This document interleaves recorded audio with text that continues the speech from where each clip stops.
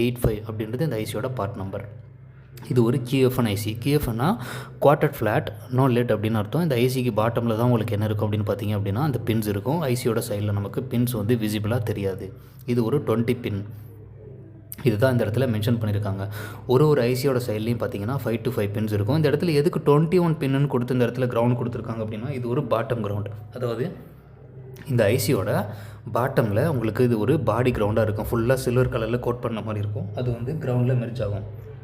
அதனால தான் 21 அப்படின்னு சொல்லி இங்கே மென்ஷன் பண்ணியிருக்காங்க. பட் ஓவராலாக இதில் வந்து நமக்கு 20 பின்ஸ் தான் இருக்கும். எப்போது இந்த 12வது பின்னில் இன்புட் வோல்டேஜ் உள்ளே வருதோ, ஸோ அடுத்ததான் நீங்கள் பார்க்க வேண்டிய மிக முக்கியமான ஒரு விஷயம் என்ன அப்படின்னா, இந்த ஐசியில் ரெஃபரன்ஸ் வோல்டேஜ் அப்படின்ற மாதிரி எதனா ஒன்று கொடுத்துருக்காங்க அப்படின்னா கம்பல்சரி நீங்கள் என்ன பண்ணலாம்னா அந்த ரெஃபரன்ஸ் வோல்டேஜ் பார்க்கலாம். அல்லது எனக்கு இதில் ரெஃபரன்ஸ் வோல்டேஜ் இல்லை அப்படின்னா நீங்கள் பார்க்குற ஐசியோட அந்த பாயிண்ட் என்ன பார்க்கணும் அப்படின்னு பார்த்தீங்கன்னா, ஸோ கம்பல்சரி இந்த இடத்துல இருக்கிற VRH5 அப்படின்னு சொல்லி ஒன்று இருக்குது இல்லையா, இதுக்கு என்ன அர்த்தம் அப்படின்னா ரெகுலேட்டர் பவர்னு அர்த்தம்.